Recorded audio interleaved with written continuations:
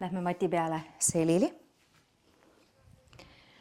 Too kannad tuhara lähedale ja jäta käed keha kõrvale, nii et sul peopesad puudutavad matti ja õlad on lõdvestunud.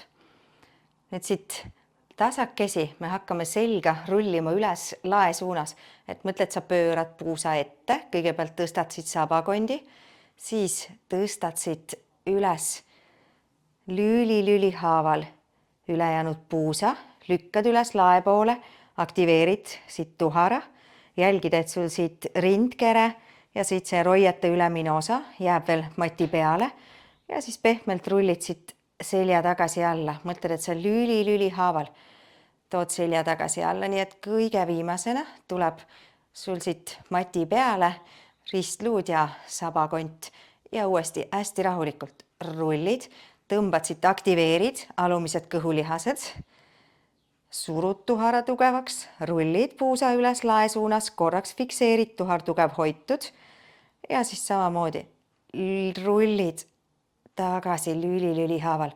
All korraks lõdvestad ja tuled uuesti. Hingad sisse ja välja hingates rullid alla.